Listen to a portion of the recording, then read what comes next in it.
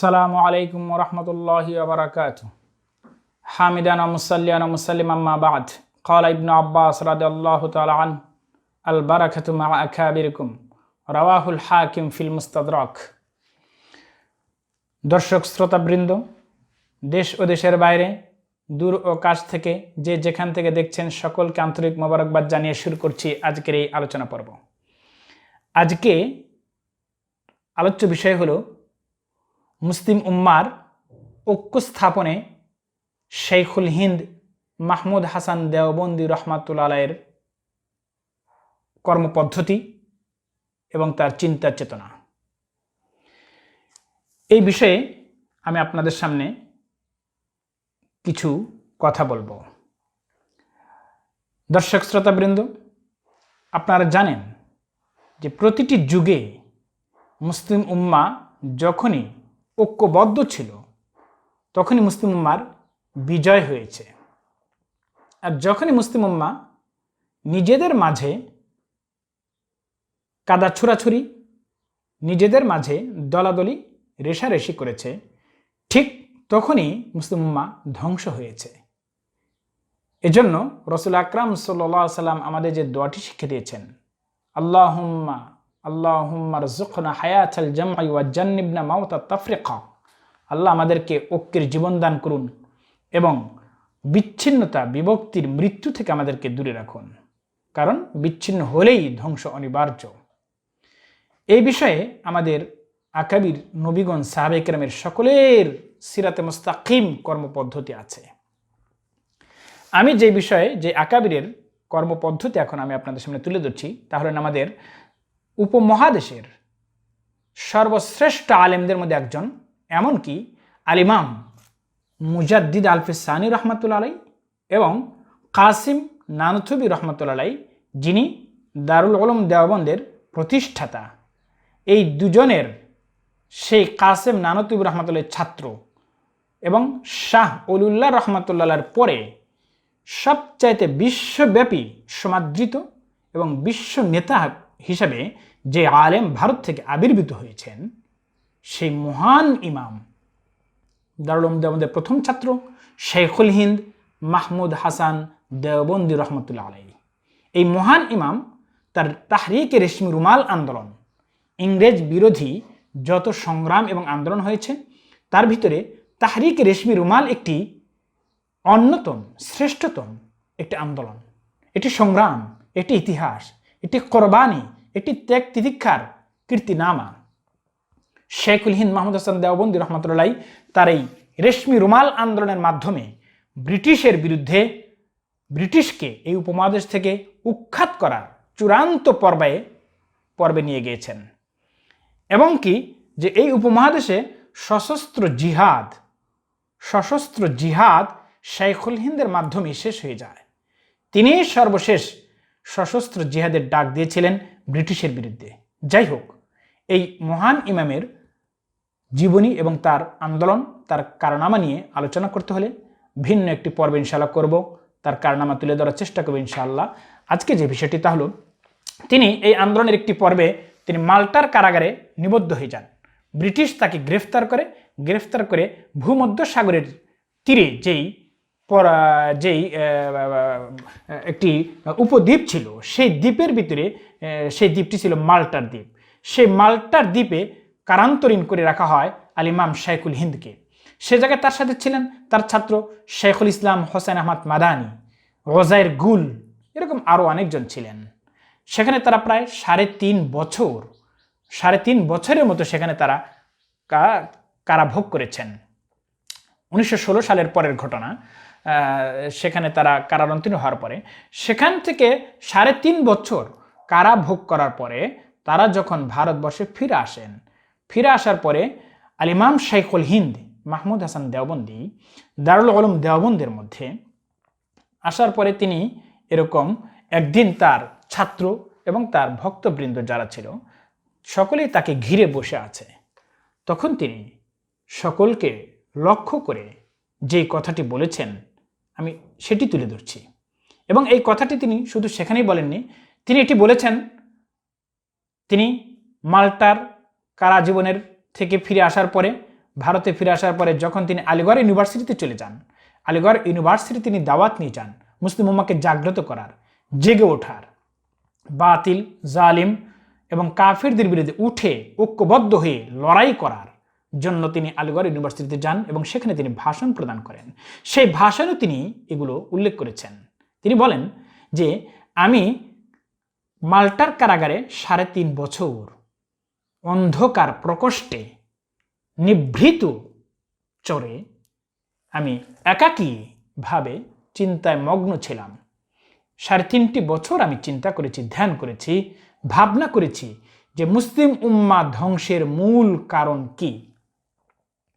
আমি 3.5 বছর এটি গবেষণা করার পরে, চিন্তা করার পরে আমি সর্বশেষ যে সিদ্ধান্ত উপনীত হয়েছি তা আমি আজকে তোমাদেরকে শোনাচ্ছি। তা হলো মুসলিম উম্মাহ ধ্বংসের মূল কারণ 2টি। এক, মুসলিম উম্মার কোরআনকে ছেড়ে দেওয়া। মুসলিম উম্মাহ আমরা কোরআনকে ছেড়ে দিয়েছি, আমরা কোরআনের তেলাওয়াত ছেড়ে দিয়েছি, আমরা কোরআনের অর্থ বুঝাকে ছেড়ে দিয়েছি, আমরা কোরআনের ব্যাখ্যা জানাকে ছেড়ে দিয়েছি, আমরা কোরআনের জীবন কেন্দ্রিক এবং সমাজ কেন্দ্রিক, রাষ্ট্রকেন্দ্রিক বিশ্লেষণ আমরা ছেড়ে দিয়েছি, আমরা কোরআনের আমলকে ছেড়ে দিয়েছি, আমরা কোরআনকে নিয়ে ফিকির করাকে ছেড়ে দিয়েছি, আমরা কোরআনকে জীবনের এবং পৃথিবীর প্রতিটি পর্বে, প্রতিটি ক্ষেত্রে আমরা বাস্তবায়ন করা ছেড়ে দিয়েছি এবং এটি কায়েম করা যে সংগ্রাম, যেই প্রচেষ্টা আমরা তা ছেড়ে দিয়েছি। আমরা আরাম পিয়াসী হয়ে গিয়েছি, এজন্য আমরা ধ্বংস হচ্ছি। দ্বিতীয় কারণটি হলো মুসলিম উম্মাহ ধ্বংসের দ্বিতীয় কারণ, মুসলমানদের পরস্পরে ধর্মের বিষয় নিয়ে পরস্পরের ঝগড়া, বিবাদ এবং ইখতলাফ এবং মতানৈক্য, দলাদলি, রেষারেষি। এটা হলো মুসলমানদের ইফতিরাকুল উম্মাহ, ইখতিলাফুল উম্মাহ ও ইফতিরাকুল উম্মাহ। ছোট ছোট বিষয় নিয়ে ইখতলাফ করা এবং সেখান থেকে ইফতিরাক করা, বিভক্তির সৃষ্টি করা, দলাদলি সৃষ্টি করা, এটি হলো মুসলিম উম্মাহর ধ্বংসের দ্বিতীয় কারণ।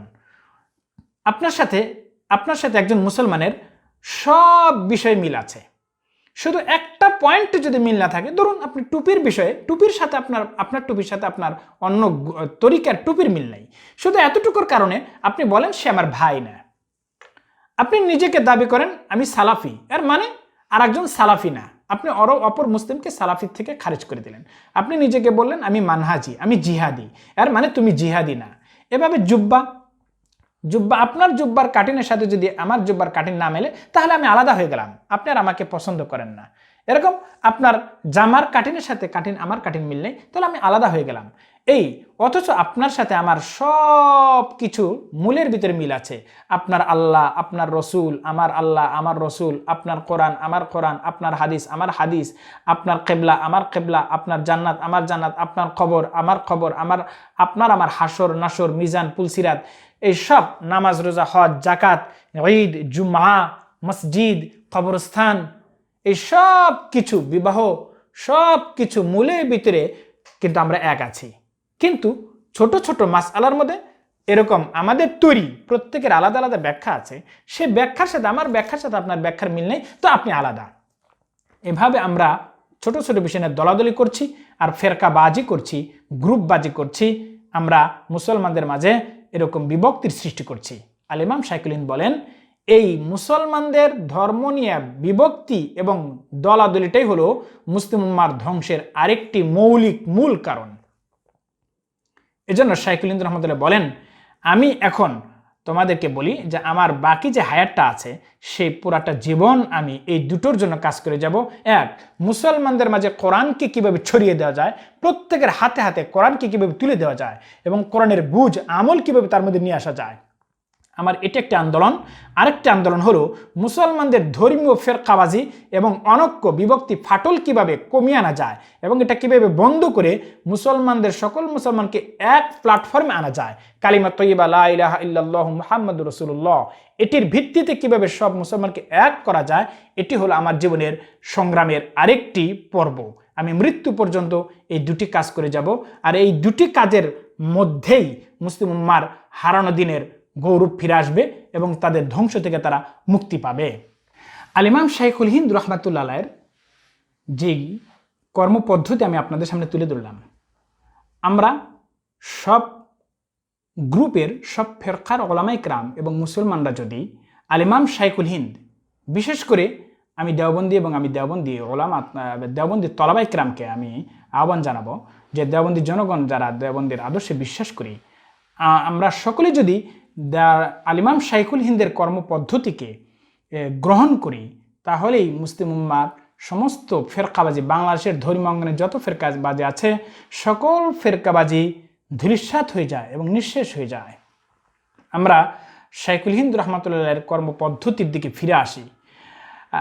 শাইখুল ইসলাম তকি ওসমানী দামাত বারকাতুহু আলিয়া, তিনি শাইখুল হিন্দ রহমতুল্লাহ আলাইয়ের এই দুটি কর্মপদ্ধতির কথা উল্লেখ করেছেন।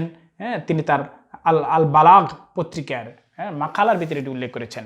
বাংলাদেশের বিখ্যাত পত্রিকা আল কাউসার, শেখ আব্দুল মালিক দামাত বারকাতুহু আলিয়ার তত্ত্বাবধানে প্রকাশিত আল কাউসার পত্রিকায় আপনি গত 2 মাস আগে, 3 মাস আগের এই পত্রিকার ভিতরে আপনি শাইখুল ইসলাম তকি ওসমানীর, সম্ভবত 2 মাস আগের পত্রিকার ভিতরে আপনি শাইখুল ইসলাম তকি ওসমানীর সেই পূর্ণ মাকালাটি অনুবাদ হয়ে এসেছে। আপনারা সেখানে দেখতে পাবেন তিনি, আমি যা তুলে ধরলাম পুরাটাই শাইখুল ইসলাম তকি ওসমানী ওখানে উল্লেখ করেছেন। এবং শাইখুল হিন্দ রহমতুল্লাহর যত তরজমাতুল হায়াত আছে তারকে কেন্দ্র করে যত জীবনী লেখা হয়েছে, সকল জীবনের ভিতরে আপনারা এই কর্মপদ্ধতি এবং তার জীবনের লক্ষ্য এবং তার জীবনের উদ্দেশ্য এবং তার জীবনের কর্মের মিশন, এগুলো আপনি এই দুটো জিনিস আপনারা পেয়ে যাবেন। আমি আপনাদের সামনে আরেকজন আকাবিরের কথা আমি শুনিয়ে দিচ্ছি, যা শাইখুল হিন্দ রহমতুল্লাহের কর্মপদ্ধতির সাথেই মিলে যায়। জামাতুত তাবলিগের আল ইমাম সানি, বিখ্যাত ইমাম, আদ-দাইয়াতুল কবির আল আলামিয়্যু, বিশ্ব ইমাম, বিশ্ব দায়ী আল ইমাম শেখ ইউসুফ কান্দলবি रहमतुल्लाह अलैहि, তিনি বলেছেন, मुसलमानों में से किसी को अपना समझना और किसी को गैर समझना ये मुसलमान को टुकड़ा करने वाला है। मुस्लिम जे मुसलमान, जे नबीर उम्मत, जे কালেমাকে বিশ্বাস করে, যে আল্লাহ রসুলকে বিশ্বাস করে, সেই মুসলমানদের মধ্যে থেকে কোনো মুসলমানকে আমার দলের লোক আর অপরজনকে আমার দলের লোক নয়, এভাবে কোনো মুসলমানকে আপন, নিজের আপন মনে করা আর কোনো মুসলমানকে অন্যের মনে করা, এটাই হলো মুসলিম উম্মাহকে টুকরা করা। আল ইমাম ইউসুফ কান্দলবি বলেছেন, সব মুসলমানই তোমার আপন, সব মুসলমানই তোমার ভাই। কারণ রসুল বলেছেন, আল মুসলিম আখুল মুসলিম, এক মুসলিম আর এক মুসলিমের ভাই। আর ভাই হওয়ার জন্য শর্ত হলো ঈমান থাকা। ঈমান থাকলেই সে মুসলিম, আর সেই মুসলিম আমার ভাই, আমার আপনজন। মুসলমানদের মাঝে কেউ আমার দুশমন নয়, কেউ আমার প্রতিপক্ষ নয়, কেউ আমার শত্রু নয়। মুসলমানদের সকলেই এক কালেমায় বিশ্বাসী, আর এক কালেমায় বিশ্বাসী সকলেই এক দেহের মতো।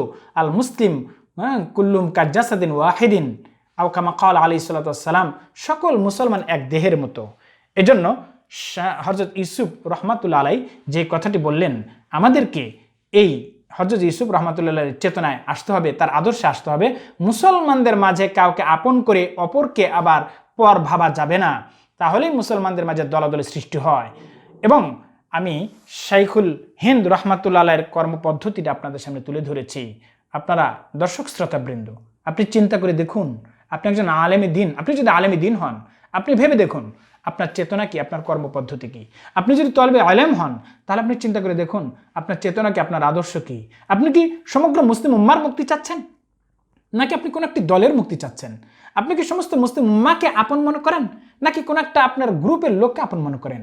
ভাই, শাইখুল হিন্দ রহমাতুল্লাহ আলাইহি এবং শাইখুল ইসলাম তকি ওসমানী এবং হযরত ইউসুফ রহমাতুল্লাহ আলাইহি, এই যে তারা যেগুলো আমাদেরকে বললেন যে আমরা মুসলিম উম্মাকে নিয়ে চলতে হবে, সমস্ত মুসলমানের জন্য নবী মুহাম্মদ মুস্তাফা সাল্লাল্লাহু আলাইহি সাল্লাম কবরে থেকে কাঁদেন, তিনি সেখান থেকে দোয়া করেন। তিনি মুসলমানদের মাঝে কোনো ফেরকাবাজি পছন্দ করেন না এবং আল্লাহও ফেরকাবাজি পছন্দ করে না। যত আযাব আর গজব আমাদের উপরে আজকে আসছে, সমস্ত আযাব আর গজবের মূল কারণ আমরা নিজেরাই নিজেদের মধ্যে নিজেদের হাতে কামাই করেছি ফেরকাবাজি, আর এই ফেরকাবাজির কামাই করার কারণেই এর ফসল আজকে আমাদেরকে ভোগ করতে হচ্ছে। আজকে আমাদের মাথার উপরে নাস্তিক, মুরতাদ, কাফের, বেঈমান, ইহুদি, খ্রিস্টান, এই সকল ইসকন, ইসাই, মুসলমান নামে দল তৈরি হয়েছে। ইসকন পুরো বাংলাদেশকে হালাক করে দিচ্ছে। এভাবে সকল কাফেররা আমাদেরকে হালাক করে দিচ্ছে। এর মূল কারণ হলো আমাদের পরস্পরের ফেরকাবাজি, আমাদের পরস্পরের দলবাজি। আল্লাহ তাআলা আমাদেরকে এই সমস্ত ফেরকাবাজির নাপাক থেকে, এটি জঘন্যতম নাপাক, একটি জঘন্যতম আবর্জনা, এই ফেরকাবাজির আবর্জনা, ফেরকাবাজির মূর্তি, এই ফেরকাবাজির খারাপি গান্দেগীর থেকে সকল মুসলমানকে পবিত্র করুন। সকল মুসলমানকে এক কালিমা তয়্যিবা লা ইলাহা ইল্লাল্লাহ মুহাম্মদ রাসূলুল্লাহর ভিত্তিতে শাইখুল হিন্দের যে লক্ষ্য উদ্দেশ্য আছে, সেই লক্ষ্য উদ্দেশ্যের উপরে আমাদেরকে কাজ করা তৌফিক দান করুন। আমরা কোরআনের দাওয়াত ঘরে ঘরে পৌঁছে দেই, ইসলামের মূল যে বিষয়গুলোর দাওয়াত মানুষের মধ্যে ছড়িয়ে দেই, এবং মুসলমানদের মাঝে আমি কখনো ফেরকাবাজির কারণ যেন না হই, আমি মুসলমানদের মাঝে সিমেন্ট হয়ে যাই। ভাই, আমি আপনাদের সামনে একটি কথা বলি, আপনি সিমেন্ট হয়ে যান। দেখুন, সিমেন্ট যেরকম ইট, বালি, রড, পানি, এই চারটি আলাদা আলাদা, একটার সাথে আরেকটা কোনো মিল নাই এবং একটা আরেকটার সাথে কখনোই জোটবদ্ধ হতে পারে না। কিন্তু সিমেন্ট এমন একটা বস্তু, তার ভিতরে এমন একটা ক্ষমতা আল্লাহ পাক দিয়েছে যে সে চারটি আলাদা বস্তুকে এক করে ফেললো। ঠিক আমি মুসলিম, আমাকে এমন সিমেন্টের মতো গুণাবলী আমাদের মধ্যে আনতে হবে, তার মতো আমার ভিতরে যোগ্যতা আনতে হবে। আমি মুসলমানদের মধ্যে সিমেন্ট হয়ে যাব।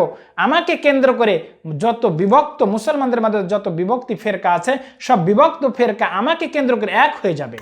যেমন রসুল আকরাম সাল্লাল্লাহু আলাইহি ওয়াসাল্লাম কিন্তু সব ভালো মুসলমান, খারাপ মুসলমান দুটোকে নিয়েই একসাথে চলেছেন। রসুলের যে জাতি ছিল, উম্মত ছিল, সেখানে খাঁটি সাহাবায়ে কেরাম যেমন ছিল, সেই জায়গাতে আবার মুনাফিক তারাও কিন্তু ছিল। রসুল দুজনকে সাথে নিয়ে একসাথে চলেছেন। এখানে আলাদা করেননি, বিভক্ত করেননি। তিনি সাহাবাদেরকে আলাদা করেননি, মুনাফিকদেরকে আলাদা করেননি, দলাদলি করেননি। তাহলে তিনি যদি তার জামানার মুসলমানদেরকে ভালো মন্দকে একসাথে রেখে একসাথে চলতে পারেন সিমেন্ট হয়ে, তাহলে আমি কেন মুসলমানদের মাঝে বিভক্ত করব? আমি আগুন কেন হব? আমি কেন ছুরি হব? আমি কেন কেচি হব? আমি কেন তলোয়ার হব? আমি কেন খুর হয়ে যাব, যা মুসলমানদের মাঝে বিভক্ত করে দেয়, যা মুসলমানদের মাঝে ফেরকাবাজি সৃষ্টি করে? আমার কথার দ্বারা কোনো বিভক্তি যেন সৃষ্টি না হয়, আমার কোনো কাজের দ্বারা যেন বিভক্তি সৃষ্টি না হয়। আমি হব ঐক্যের দূত, আমি হব বিভক্তির আগুন নিভানোওয়ালা, আমি হব ফেরকাবাজিকে মিটানোওয়ালা, আমি হব শান্তির দূত। আমি যেন মুসলমানদের মাঝে পানি হয়ে যাই, ঐক্যের পানি ঢালি এবং বিভক্তের আগুন নিভাইতে পারি। আর আমি যেন মুসলিম উম্মাকে ওভাবেই মূলের উপরে আনতে পারি, যেই কাজ শাইখুল হিন্দ রহমতুল্লাহ করে গেছেন। আমাদের সকলেরই এখন মুসলিম উম্মাকে হেফাজতের জন্য, ইসলামকে ঠিক রাখার জন্য, বাংলাদেশের স্বাধীনতা, সার্বভৌমত্ব, অস্তিত্ব টিকা রাখার জন্য, এই তিনটা বিষয়ের জন্য হলেও আল্লাহর ওয়াস্তে আমাদেরকে সমস্ত ফেরকাবাজি বাদ দিয়ে শাইখুল হিন্দের কথা অনুযায়ী আমল করতে হবে এবং ফেরকাবাজি বন্ধ করতে হবে, ঐক্য তৈরি করতে হবে। আল্লাহ পাক আমাদেরকে মুসলমানদের মাঝে আগুন না হয়ে, কেচি আর তলোয়ার আর খুর না হয়ে, আমাদেরকে ব্লেড না হয়ে, এরকম সিমেন্ট হয়ে সমস্ত ফেরকার মুসলমানদেরকে ঐক্য গড়ে কান্নাম বুনিয়ান মারসুস হয়ে সমস্ত নাস্তিকতা, কাফির, শিরকের বিরুদ্ধে ঐক্যবদ্ধ হয়ে লড়াই করা তৌফিক দান করুন এবং দেশের স্বাধীনতাকে রক্ষা করার শক্তি দান করুন। ওয়া আখিরু দাওয়ানা আনিল হামদুলিল্লাহি রাব্বিল আলামিন।